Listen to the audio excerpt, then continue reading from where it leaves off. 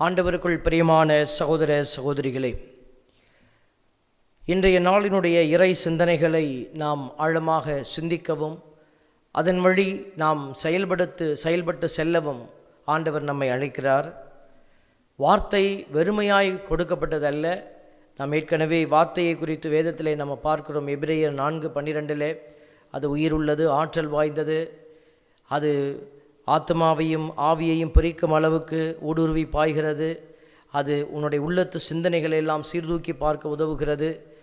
இப்படி பல்வேறு விதமான தலங்களிலிருந்து இந்த வார்த்தை செயல்படுகிறது.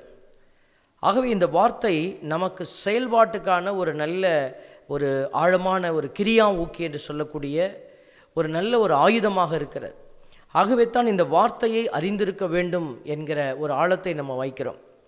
முதல் வாசகத்திலே நம்ம பார்க்கிற பொழுது சாத்ராக்கு, மேசாக்கு, ஆபேத்நேகோ இவர்கள் எல்லோருமே கடவுளை சார்ந்திருந்த பிள்ளைகள். அவர்கள் கடவுளை நேரில் கண்டதாக நமக்கு எங்கேயும் சாட்சிகள் இல்லை. ஆனால் அவர்களுக்கு கொடுக்கப்பட்ட அந்த சட்டத்தை, அவர்களுக்கு கொடுக்கப்பட்டிருந்த அந்த இறை திட்டத்தை அவர்கள் அறிந்து கற்றறிந்து அதன்படி வாழ முயற்சித்தவர்கள். ஆகவே தான் அவர்கள் ஒரு மனுஷன் சொல்லக்கூடிய, அவன் அரசனாக இருந்தாலும் தன்னை கொல்லக்கூடிய அதிகாரம் அவனுக்கிட்ட இருந்தால் கூட அவர்கள் கடவுளுக்கே அஞ்சிய பிள்ளைகளாக இருந்தார்கள். இதைத்தான் கடவுள் நமக்கும் சொல்லிக்கொண்டே இருக்கிறார். பவுலடியார் தீமோத்தேயுக்கு எழுதப்பட்ட 2வது திருமுகத்தில் 1:7 சொல்வார், கடவுள் நமக்கு கோழை உள்ளத்தினை அல்ல, வல்லமையும் அன்பும் கட்டுப்பாடும் கொண்ட உள்ளத்தையே வழங்கியுள்ளார். இந்த தவ நாட்களில் நாம் இதை குறித்து தான் சிந்திக்க அழைக்கப்படுகிறோம். ஏதோ ஒரு பழைய ஏற்பாட்டில் சாத்ராக்கு, மேசாக்கு, ஆபேத்நேகோ இவர்களுக்கு ஒரு வல்லமை இருந்தது என்று நாம் சொல்லிவிட்டு போவதற்கு அல்ல. இன்றைக்கு உங்களுக்கும் எனக்கும் எப்படி ஒரு உயிர் ஒரு பெரிய விஷயமாக இருக்கிறதோ, எப்படி இந்த உடல் அந்த உயிரை தக்க வைத்து கொள்ள வேண்டும் என்று போராடுகிறதோ, அதற்காக எதையும் செய்ய துணிகிறதோ, அதே போலத்தான் அவர்கள் வாழ்ந்த காலத்திலேயும் கூட இந்த உயிர் அவர்களுக்கு மிக உயர்ந்ததாக இருந்தது. ஆனால் அந்த உயிரை விட அவர்கள் உயர்ந்ததாக கருதிய ஒரு காரியம்தான் இந்த கடவுள் சார்ந்த காரியம். இன்றைக்கு நாம் 21வது நூற்றாண்டுகளிலே ஒரு வளர்ச்சியடைந்த ஒரு அறிவியல் உலகத்துக்குள்ளே வாழ்ந்து கொண்டிருக்கிற சமயத்தில் இப்பொழுது இருக்கக்கூடிய பாவம் எதுவென்று நாம் பார்க்கிற போது அது எல்லாவற்றையும் சமன் செய்கிற அல்லது எல்லாவற்றையும் கடவுளை விட உயர்ந்த நிலையில் வைத்து பார்க்கிற, தன்னுடைய வாழ்வுக்காக எதையும் இழக்க துணிகிற, கடவுளாக இருந்தாலும் அதை இழக்க துணிகிற ஒரு மனநிலையை அது நமக்குள்ளே கொடுத்திருக்கிறது. அதாவது பொருள் முதல் வாதம் என்று சொல்லுவாங்க. எல்லாவற்றையும் பொருளாகவே பார்த்து பாவிக்கிற ஒரு மனநிலை.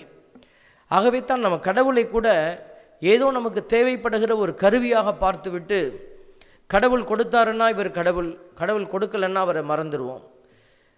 நம்ம வீட்டில் ஏதாவது தீமைகளோ அல்லது சங்கடங்களோ நடந்துவிட்டால், ஏன் இந்த கடவுள் எனக்கு இதை செய்தார் என்று கடவுள் மீது பழியை போட்டுவிட்டு நாம் கடவுளை கேள்விக்கு உட்படுத்துகிற ஒரு மனநிலை. இப்படி பல்வேறு விதமான சூழல்களிலே நாம் ஒரு கோழை உள்ளத்தை கொண்ட பிள்ளைகளாக இருப்பதை இதோ இந்த காரியங்கள் எல்லாம் நமக்கு உணர்த்துகிறது. ஆகவே தான் இன்றைய வாசகம் நம்மை ஆழமாக சிந்தித்து பார்க்க, நம்முடைய நற்செய்தி முன்மொழியில் வாசிக்கப்பட்டது அந்த பாடப்பட்ட வார்த்தைகள், சீரிய நல் உள்ளத்தோடு வார்த்தையை கேட்டு அதை காத்து மன உறுதியுடன் பலன் தருபவர் பேறு பெற்றோர். பாருங்கள், 3 காரியம் அதில் சொல்லப்பட்டிருக்கிறது. நல்ல உள்ளத்தோடு கேட்கணும், சீரிய நல் உள்ளத்தோடு வார்த்தையை கேட்கணும். இப்போ இன்றைக்கி எல்லாருமே கேட்குறாங்க. இன்றைக்கி கிறிஸ்தவர் அல்லாதவர்களும் இந்த பைபிளை படிக்கிறாங்க, வார்த்தையை கேட்குறாங்க. ஆனால் அவர்கள் குறை கூறுவதற்காக, இதில் ஒரு ஏதாவது குற்றச்சாட்டை காண்பதற்காக கேட்குறாங்க. அதை காத்து, 2வது நல்ல விதமாக கேட்குறவங்க கேட்டு என்ன செய்யணும், 2வது அதை காத்து கொள்ளணும், இந்த வார்த்தை எனக்குள்ளே நிற்கணும்னு விரும்புவது. 3வது மன உறுதியோடு பலன் தருவது. இந்த மன உறுதி இல்லைனாலும் நம்ம காத்து கொண்டு இருப்போம். நமக்கு வார்த்தையெல்லாம் தெரியும், இந்த இது செய்யக்கூடாது அப்படிங்கிறது நமக்கு தெரியும்.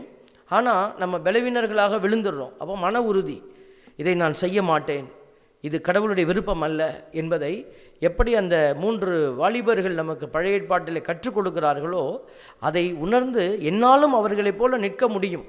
ஒருவேளை அந்த தளம் அப்படி இல்லாமல் இருக்கலாம், அவர்களை நெருப்புச் சூளையில் தூக்கி போட்டதை போல் நம்மளை போடாமல் இருக்கலாம். ஆனால் நாம் உணர்ந்து கொள்ள வேண்டிய விஷயம், நமக்கு வேறு ஒரு சூழல் அளிக்கப்படுகிறது. அந்த சூழலிலே நான் எப்படி கடவுளுக்கு முன்பாக என்னை படைக்கிறேன்? ஆகவே தான் கடவுள் இன்றைய நாட்களிலே நம்மை வார்த்தையினாலே பலப்படுத்துகிற ஆண்டவர் நம்மோடு பேசிக்கொண்டே இருக்கிறார். இன்றைக்கு ஆண்டவருடைய வார்த்தை பாருங்கள் சொல்லுது, நாம் எதை தேர்வு செய்கிறோமோ அதில் தான் நம்மளுடைய தீர்ப்பே இருக்கிறது. அதனால் கடவுள் தான் என்னை தீர்ப்பிடுகிறார் என்று சொல்வதை விட நானே எனக்கு தீர்ப்பை வருவித்துக் கொள்கிறேன். யோவான் 3:19 சொல்லுகிறது, ஒளி உலகிற்கு வந்திருந்தும் தம் செயல்கள் தீயனவாயிருந்ததால் மனிதர் ஒளியை விட இருளையே விரும்பினர், இதில்தான் அவர்களுக்கு எதிரான தண்டனை தீர்ப்பு அடங்கியுள்ளது. பாருங்க, நாம் ஒளியை தேர்ந்தெடுக்கிறோமா இருளை தேர்ந்தெடுக்கிறோமா, இதில் தான் நம்மளுக்கு தண்டனை தீர்ப்பு அடங்கி இருக்கிறது என்ற யோவான் 3:19 வார்த்தைகளை நம்ம ஆழமாய் சிந்திக்க கடமைப்பட்டிருக்கிறோம். இந்த தவ நாட்களில் ஏதோ ஒருவேளை உணவு இல்லாமல் இருப்பது, ஏதோ ஒரு சிலுவை பாதையை செய்து விடுவது, ஏதோ ஒரு தளத்திலே நம்ம இந்த ஹோலி வீக் புனித வார நிகழ்ச்சிகளை எல்லாம் போய் பங்கெடுத்துட்டோம்னாக்க ஈஸ்டர் முடிஞ்சிடும் என்று நாம் வெறுமையாய் கடத்தி செல்வது அல்ல, மாறாக நிறைவாய் கடந்து செல்வது. அதுக்கு தான் இன்றைக்கி இயேசுசாமி யோவான் நற்செய்தியிலிருந்து நமக்கு சொல்லப்பட்ட இந்த வார்த்தைகள் வழியாக பேசுகிறார். என்ன பேசுகிறார்? என் வார்த்தைகளை நீங்கள் தொடர்ந்து கடைபிடித்து வந்தால், ஏனோ நினைச்சப்ப கடைபிடிக்கிறது இல்லை, இறுதி வரை தொடர்ந்து கடைபிடித்து வந்தால் உண்மையில் என் சீடர்களாக இருப்பீர்கள்.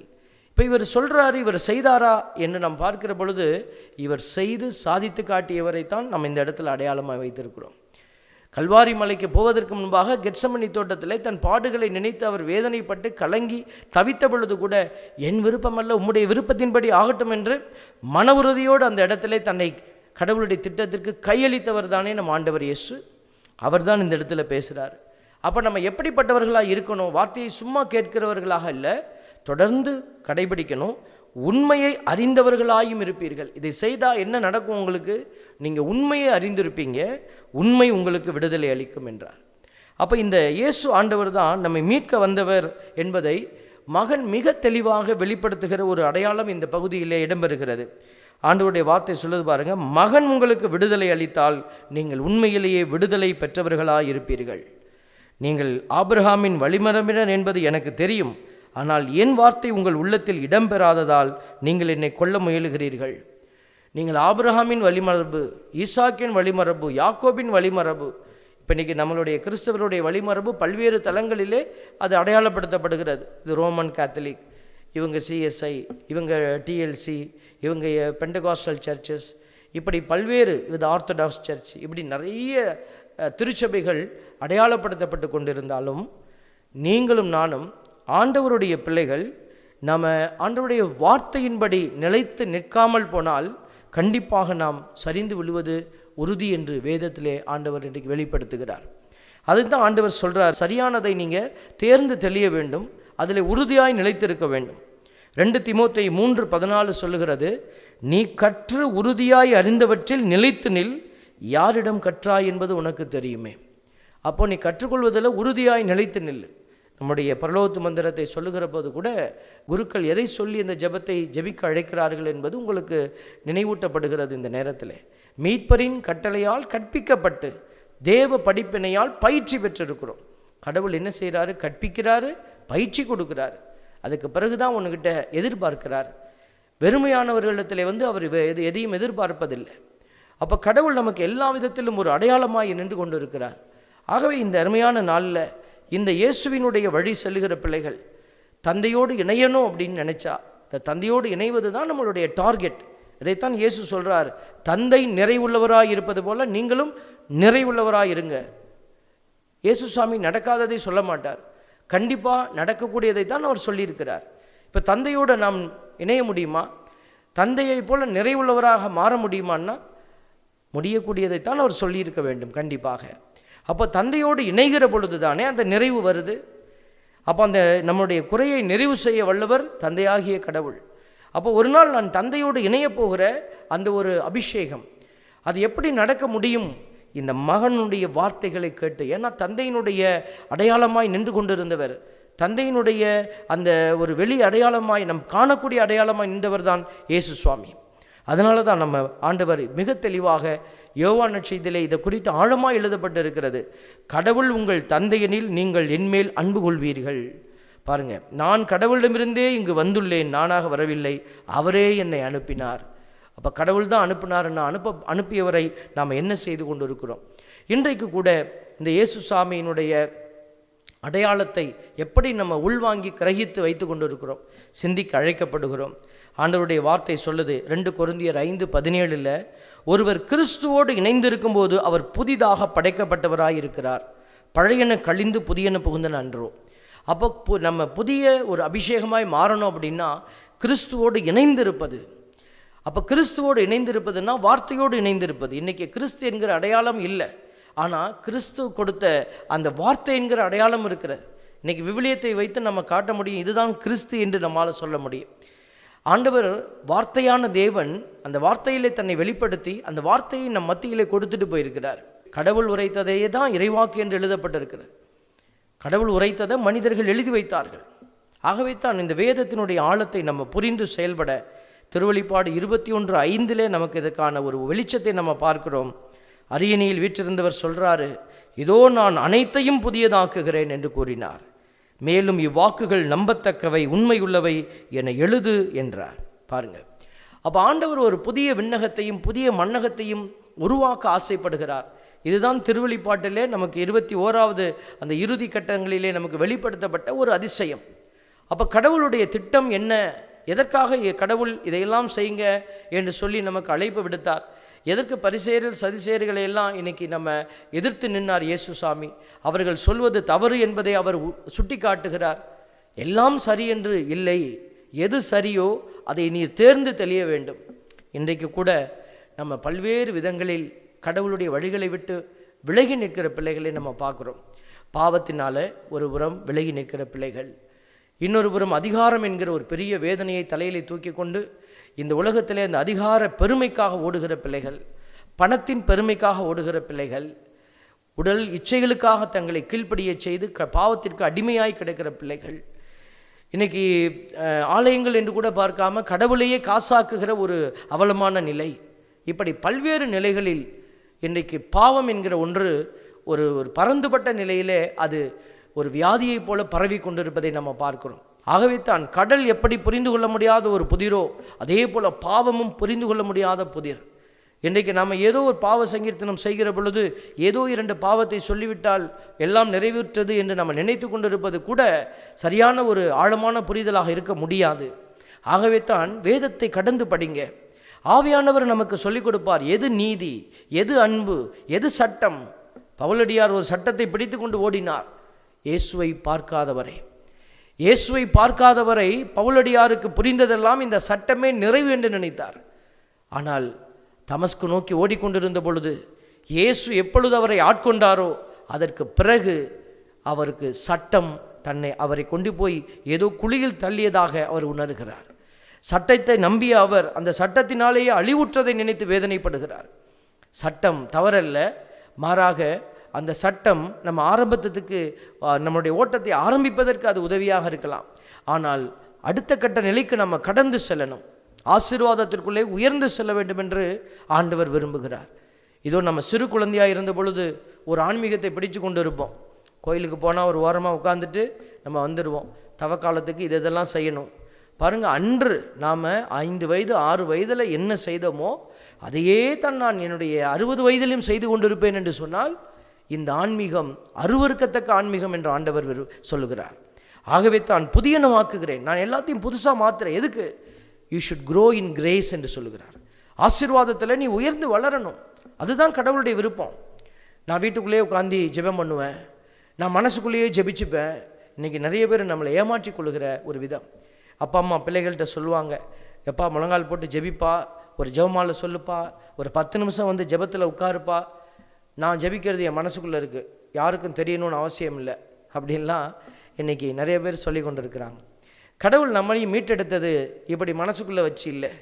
கடவுள் பகிரங்கமாக நம்ம எல்லோரும் உலகமே பார்க்கும்படியாக, அன்று அந்த இடத்துல இருந்த அத்துணை மக்களும் காணும்படியாக சிலுவையில் அவர் இரத்தம் சிந்தி ஆடைகள் அவிழ்க்கப்பட்டு அவமானத்தின் சின்னமாக சப்தமிட்டு எல்லோரும் ஒரு ஏலியை கூப்பிடுகிறான் என்று அவர்களை ஏளனம் செய்யும் அளவுக்கு இயேசு அந்த வேதனையிலே உறக்க கத்தி அந்த நேரத்தில் கூட மன்னிப்பை கொடுத்து, பாருங்க, இதெல்லாம் கடவுள் ஒரு ரூமை சாத்திக்கிட்டு மனசுக்குள்ளேயே நான் எல்லாம் சொல்லிக்கிறேன்னு சொல்லலையே. இன்றைக்கு பிசாசு நம்மளை ஏமாத்துறான். பிசாசு இன்றைக்கி நம்மை பல்வேறு விதமான பாவ நிலைகளிலே வைத்து கொண்டு இருக்கிறான். அதான் இயேசு சொல்கிறார் பாருங்க, பாவம் செய்யும் எவரும் பாவத்திற்கு அடிமை என உறுதியாக உங்களுக்கு சொல்லுகிறேன். நீங்கள் நீங்கள் அந்த பாவத்திற்கு அடிமை ஆயிட்டீங்கன்னா எப்படி இருப்பீங்க? உங்களுக்கு நிலையான இடம் இருக்க முடியாது. பாவத்தில் விழுந்து கிடக்கிற ஆத்மா என்ன செய்கிறது? அது அப்படியே அலைவாய்ந்து கொண்டு இருக்கும். அது கடவுளுடைய அந்த இரக்கத்திற்குள்ளே போக முடியாது. அதைத்தான் தீ ஆவி என்று சொல்லுகிறோம். பேய் பிடிச்சிருச்சு ஒருத்தருக்கு அப்படின்னு சொல்லுகிற போது அது இப்படிப்பட்ட நிறைவுறாத ஆசையோடு இருக்கிற ஆவிகள் தான் இப்படி மனிதர்களுடைய இதயத்தில் போய் குடிகொள்கிறது உடலுக்குள்ளே. ஆகவே தான் அன்பு பிள்ளைகளே, கடவுள் மீட்க விரும்புகிற இந்த இடத்தை நாம் ஆண்டவருக்கு உதவி செய்து காப்பாற்றி தர வேண்டும். அவர் கொடுத்த பொக்கிஷம் மீண்டுமாய் அவரிடத்திலே செல்ல வேண்டும் என்றுதான் ஆண்டவர் இவ்வளவு காரியத்தையும் செய்து கொண்டிருக்கிறார். ஆகவே இந்த காரியத்தை நீங்கள் உணர்ந்து கொள்ள வேண்டும்.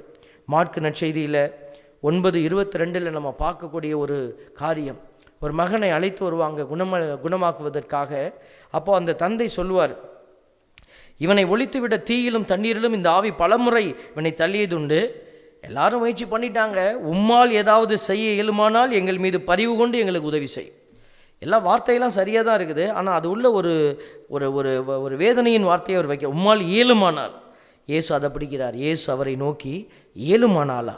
நம்புகிறவருக்கு எல்லாம் நிகழும் என்றார். என் அன்பு மகனே மகளே, நம்முடைய வாழ்க்கையிலும் கூட ஏதோ ஒன்று அழிவுறுவதைப் போல், நம்முடைய வாழ்க்கை அழிவுறுவதைப் போல நினைத்து நம்ம ஏதோ ஒரு தீமைக்குள்ளே ஓடி போய் ஒளிந்து கொண்டு இருக்கிறோம். அது பணமாக இருக்கலாம், பெருமையாக இருக்கலாம், அதிகாரமாக இருக்கலாம், அல்லது இச்சைக்குரிய காரியமாக இருக்கலாம். இதுதான் எனக்கு விடுதலை என்று நினைத்து கொண்டு இருக்கிற ஒரு காரியம். அன்றைக்கி சாத்ராக் மேஷாக் ஆபேத்நேகோ முதல் வாசகத்தில் சொல்கிறாங்க, கடவுள் எங்களை காப்பாற்றுவார், ஒருவேளை அவருக்கு மனம் இல்லாமல் போனாலும் நாங்கள் நீ சொல்வதை செய்ய மாட்டோம். இதுதான் நல்ல மனநிலை, தி ஆட்டிடியூட் என்று ஆங்கிலத்தில் சொல்லுவாங்க. கிறிஸ்தவனாக இருப்பது அல்ல ஆண்டவர் விரும்புவது, நீ நல்ல மனநிலையோடு இருப்பது. அதான் சீரிய நல்ல உள்ளத்தோடு என்ற வார்த்தை அதை ஆழமாய் சிந்திக்க அழைக்கிறது. ஏதோ ஒரு வாழ்க்கை கிறிஸ்தவ வாழ்க்கை இல்லை, எப்படித்தான் வாழ வேண்டும். சிலுவை சொல்லுகிற செய்தி அதுதான். எப்படியாவது விடுதலை அல்ல, இப்படித்தான் விடுதலை, இப்படித்தான் கிறிஸ்தவ வாழ்வு. இதை வாழ நாம் முயற்சிக்கிறோமா? அதுக்கு தான் ஆண்டவர் பலன் கொடுக்கிறார். சும்மா உட்கார்ந்து கொண்டு நான் ஒரு கிறிஸ்தவன் என்ற போர்வையை போர்த்தி கொண்டு இருப்பதற்கு கடவுள் பலன் கொடுப்பதல்ல. திருமண விருந்து எல்லோரும் அழைக்கப்பட்டவங்க யாருமே வரல. வெளியில் கிடக்கிறவங்களெல்லாம் கூட்டிகிட்டு வந்து உள்ளே உட்கார வச்சிருக்கிற போது அந்த தலைவன் உள்ளே போய் பார்க்குறான். அங்கே ஒருத்தன் திருமண ஆடையின்றி இருக்கிறான். அவனை தூக்கி வெளியில் போட அங்கே அழுகையும் பட்கடிப்பும் இருக்கும். கடவுள் யாரை எப்போ கூப்பிட்டாலும் அவருக்கு உகந்த விதமாக அவரை தயாரித்து தான் கடவுள் அந்த புதிய விண்ணகத்திற்குள்ளே, புதிய மண்ணகத்திற்குள்ளே அழைத்து செல்ல போகிறார். ஆண்டவர் படைக்கிற அந்த புதிய ஆசீர்வாதத்துக்குள்ளே கடந்து செல்ல வேண்டும் என்று சொன்னால் நாம் அதற்குரிய வேலையை செய்தாக வேண்டும், செயலை செய்தாக வேண்டும். அதற்கு உதவி செய்வது வார்த்தை, அதை வழிநடத்துவது இயேசு கிறிஸ்து. இவைகளெல்லாம் நிறைவு செய்ய போகிறது தந்தை. இதுக்கு புதுப்படைப்பாய் மாற நமக்கு பலன் கொடுப்பது, உண்மையை நோக்கி நம்மை வழிநடத்துவது தூய ஆவியார். ஆகவே தான் இந்த அடையாளங்களை நீங்கள் படைக்கலன்களாக அணிந்து கொண்டு பயணித்து வாருங்கள் என்று பவுலடியார் அழைத்து கொண்டே இருக்கிறார். இதோ ஆண்டவருடைய பிள்ளைகள் இந்த வார்த்தைகளை கேட்டு இதோ இந்த நாட்களில் நான் என்ன செய்ய வேண்டும் என்பதை நீங்கள் அமர்ந்து சிந்தித்து ஆண்டவருடைய பாதத்திலே தீர்க்கமான முடிவெடுத்து மன உறுதியோடு பயணித்து பாருங்க. கண்டிப்பாக இந்த தவக்காலம், இந்த ஈஸ்டர் உங்கள் வாழ்க்கையில் முக்கியமான ஒரு அழகான ஒரு புது பிறப்பின் காலமாக அமையும். இந்த அபிஷேகத்துக்காக தொடர்ந்து இந்த திருப்பலியில் மன்றாடுவோம். ஆமென்.